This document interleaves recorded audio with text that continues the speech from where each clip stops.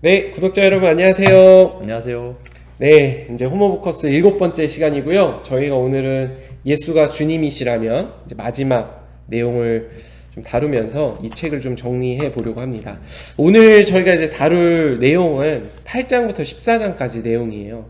지난번에 영상에서 잠깐 구성에 대해서 말씀드렸지만 이 8장부터 14장은 실제적으로 이 평화주의 혹은 정당전쟁론 이제 이 부분에 대해서 제기되는 여러 가지 부분들에 대해서 로널드 사이더가 답변도 하고 있고, 또 구약과 신약의 어떤 그 폭력 본문에 대한 해석들, 이 긴장 관계들을 어떻게 정리해야 될지에 대해서도 사이더가 구체적으로 다루고 있습니다. 그래서 사실 8장부터 14장까지는 어떻게 보면 이제 쟁점에 대한 부분이고, 이 부분에 대한 사이더의 견해가 잘 담겨 있는데, 이 부분들을 저희가 오늘 한번 좀 정리해보고, 아울러서 지금 한국 사회 안에서 제기될 수 있는 부분들, 이런 부분들에 대해서 교회는 어떤 답변을 할 수 있고, 또 그리스도인은 어떤 선택을 해야 되는지에 대해서도 이렇게 좀 다룰 수 있으면 좋겠다는 생각이 듭니다.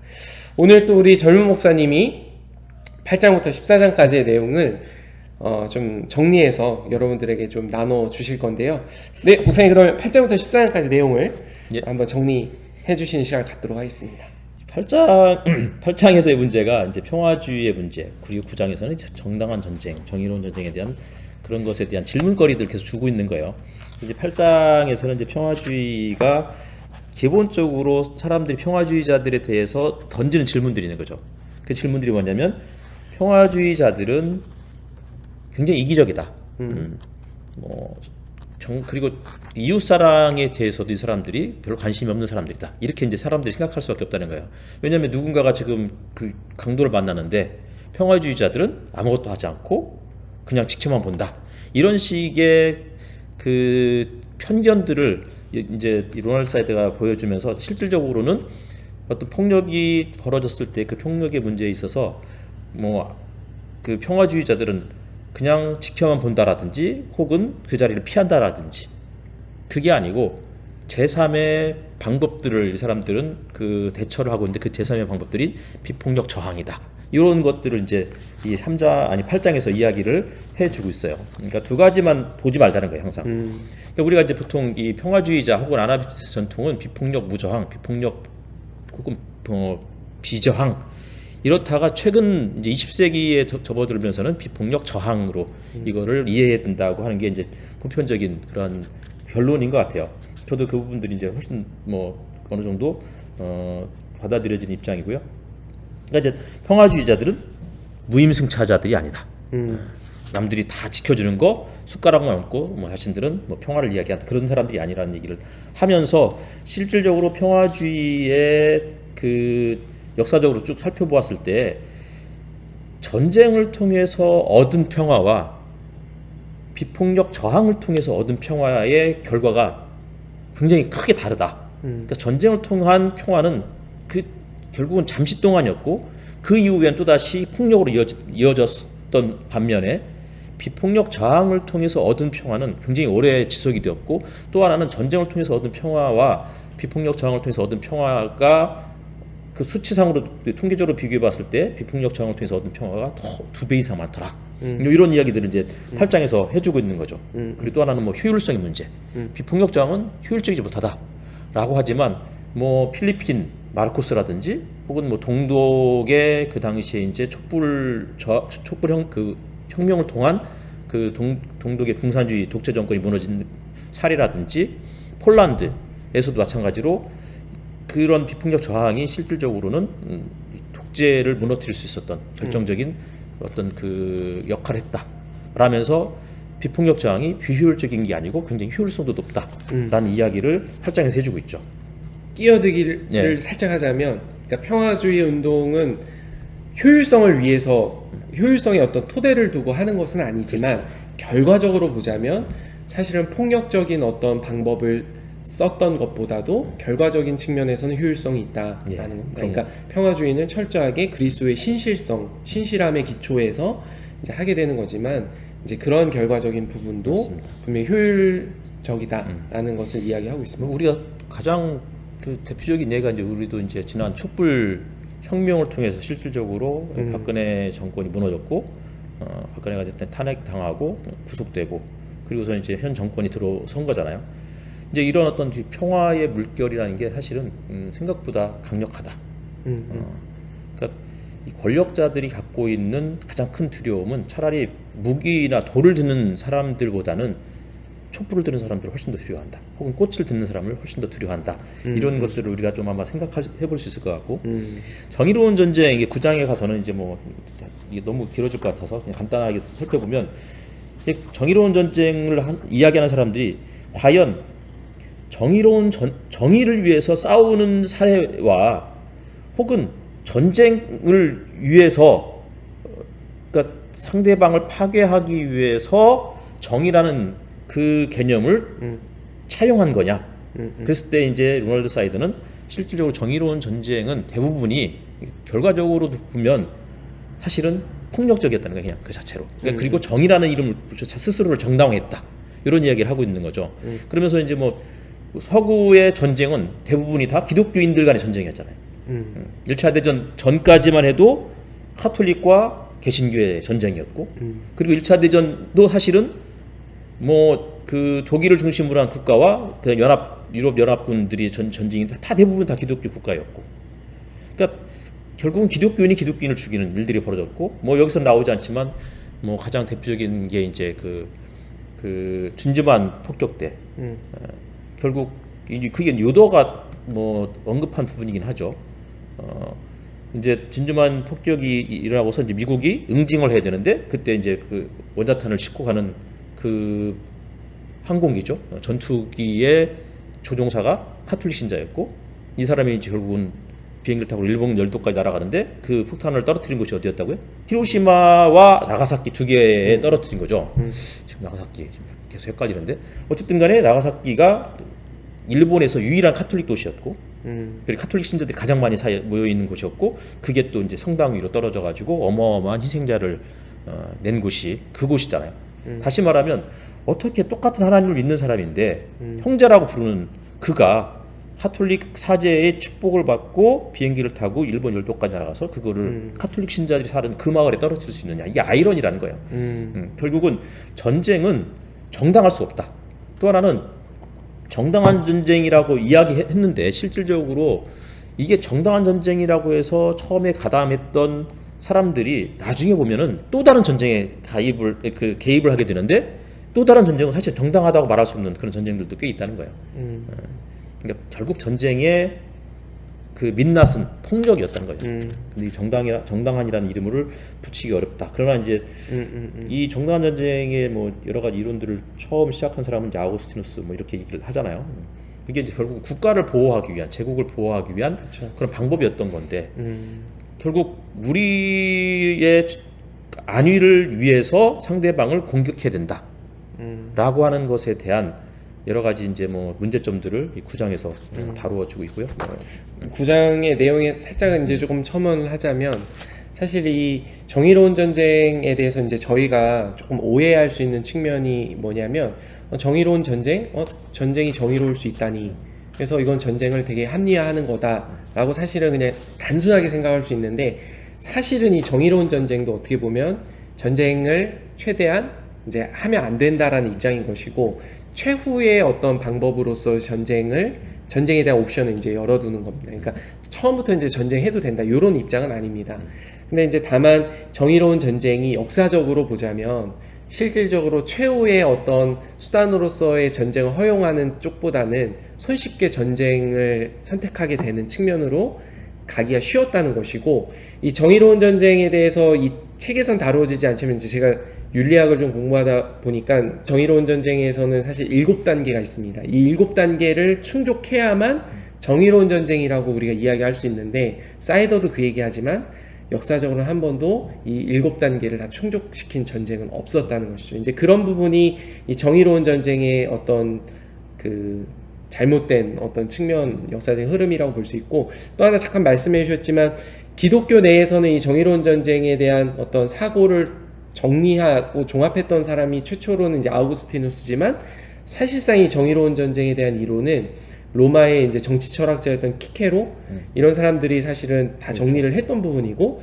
아우구스티누스가 제국의 주교가 되면서 이 외부 세계에 있었던 이 이론을 사실 기독교대로 이제 받아들이면서 기독교적으로 좀 정리를 한 것이고 이것이 토마스 아퀴나스 또 후에는 이제 종교개혁자들에게 연결이 된 어떤 이런 흐름들이 있습니다. 그러나 이제 어쨌든 이 정의로운 전쟁이라는 것은 단 한 번도 이런 정당성을 충족시킨 적이 없었다. 월터 윙크 같은 경우는 또 이렇게 비판을 해요.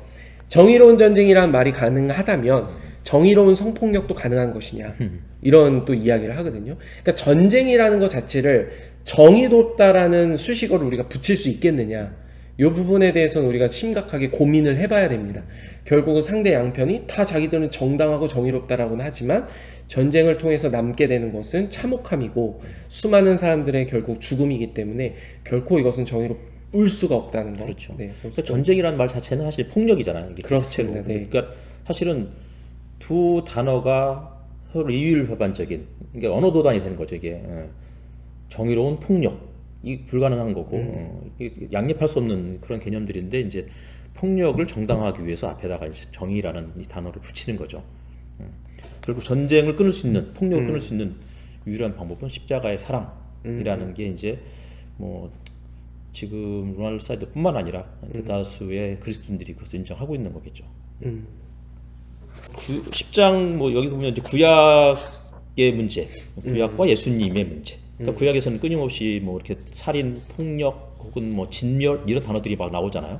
하나님은 마치 구약의 하나님은 무서운 하나님, 전쟁을 좋아하신 만군의 하나님, 만군이란 말이 이제 전쟁의 신이라는 얘기니까. 무신론자들이 그렇게 비판하죠. 그렇죠. 리처드 도킨스. 맞습니다. 근데 이제 이 로널드 사이드는 실질적으로 구약을 살펴보면은 그런 폭력에 관련된 하나님의 속성보다는 사랑, 자비 이런 하나님을 훨씬 더 많이 강조하고 있다는 것을 이제 여기서 보여주고 있으면서 그럼에도 불구하고 이 부분이 이제 아직 폭력적인 하나님의 속성에 대한 이 부분을 말끔하게 설명하기는 어렵지만 그럼에도 불구하고 로널드 사이더는 예수 그리스도의 입장에서 예수께서 구약의 모든 율법이라든지 뭐 전통 할례라든지 이런 모든 것들을 예수님을 통해서 완성이 되었다면 실질적으로 구약의 폭력의 문제도 예수님의 사랑, 원수 사랑이라든지 이런 것으로 성취되었고 따라서 구약에 여전히 남아있는 우리가 풀 수 없는 다양한 폭력의 문제들에 대해서 그것을 21세기를 살아가는 우리들에게 하나님도 이런 폭력을 용인하지 않았느냐라고 말할 수는 없다는 거예요. 우리가 믿는 믿는 분은 예수 그리스도를 통한 하나님이시기 때문에 그래서 이제 그분을 통해서 성취되었고 또 하나는 이제 뭐 여기서 이야기하지만 구약의 하나님은 백성들에게 직접 살인을 명령하기보다는 대부분이 이제 하나님께서 손수 심판하시는 분으로. 그러니까 아마 이 앞에서도 얘기했을 거예요. 그 기독교인에게 가장 중요한 것은 종말론적인 신앙이거든요. 그렇습니다. 네. 원수 갚는 것을 하나님의 손에 맡겨라. 하나님이 하시는 거고 우리는 그분이 하시는 것을 지켜보는 거죠. 네네. 그러니까 하나님이 너무 잔인하신 거 아니냐? 하나님은 결국은 그 세상을 창조하신 분이고 구원하신 분이면서 또 더 나아가서는 그분이 심판자이신 거잖아요. 그것을 믿는다고 하면 결국 우리의 손으로 하나님을 대신해서 다른 사람의 피를 우리 손에 묻혀서는 안 된다라는 그런 생각들을 갖고 있어요. 로날드 사이드는 그런 입장인 것 같아요.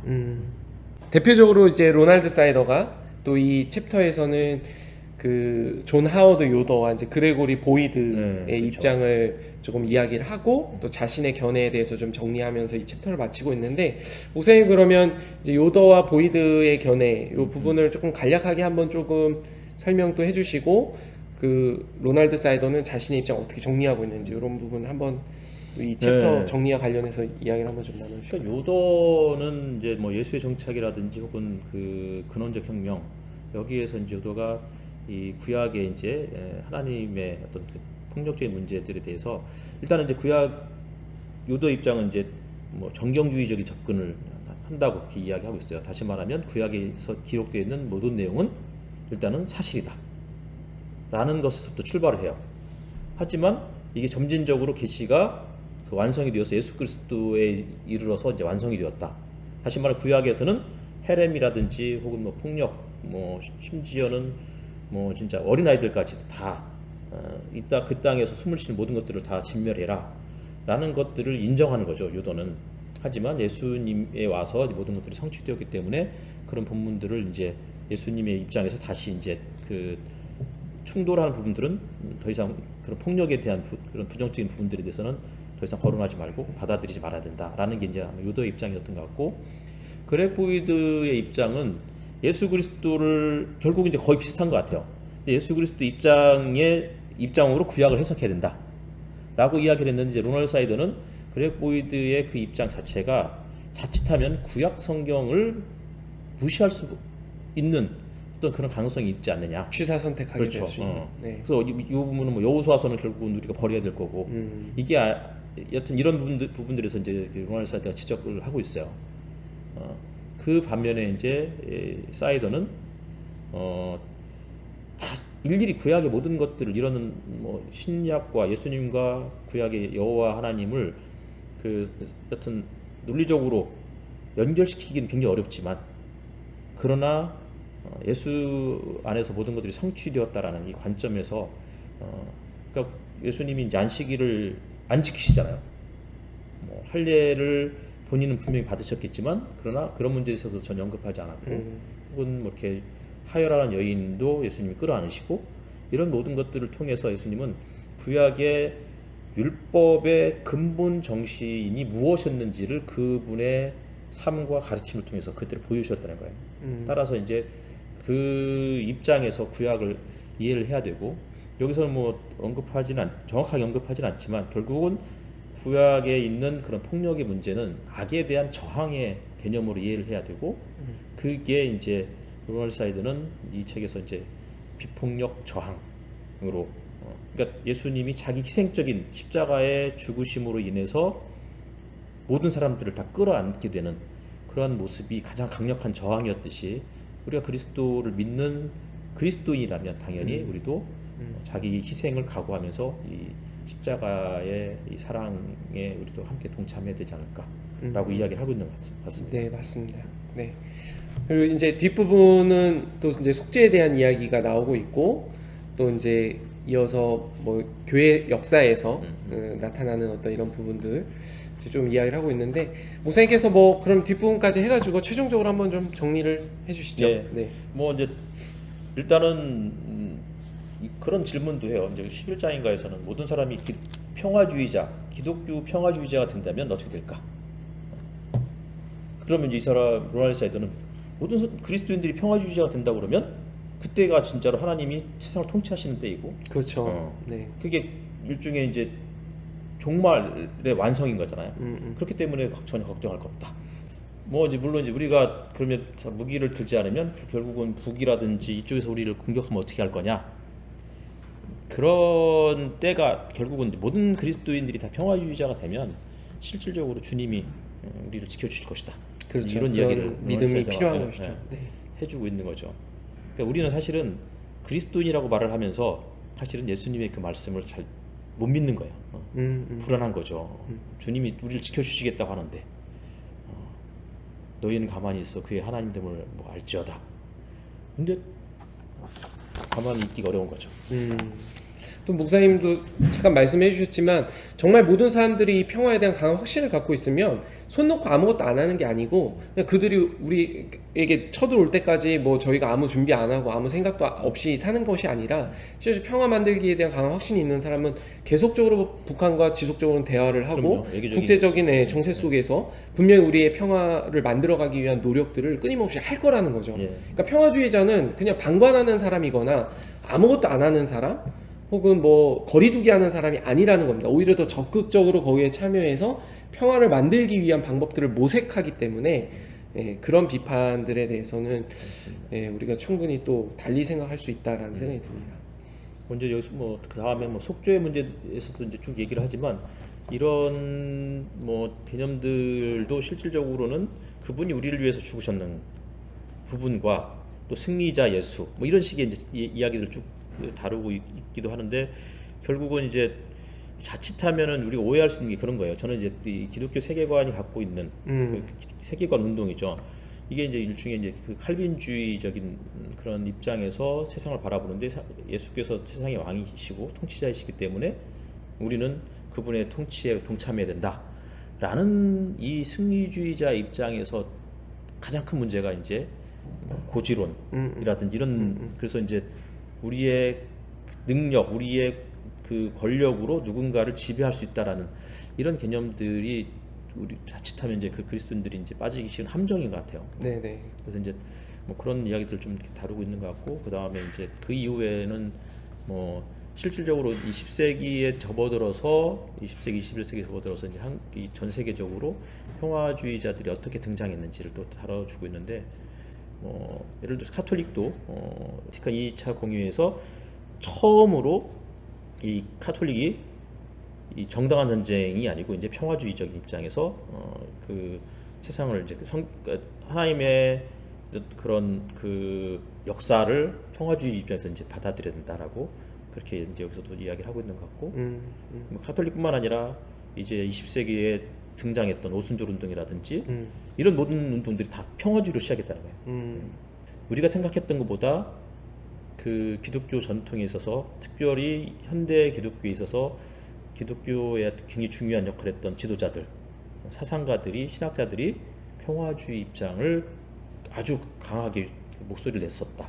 그리고 그런 입장들이 지금도 여전히 우리에게 유효하다. 그러니까 다시 말하면 1세기 당시의 기독교의 평화주의는 정말 극소수였다면 21세기의 평화주의자들은 그에 비하면 훨씬 더 많이 늘어났다.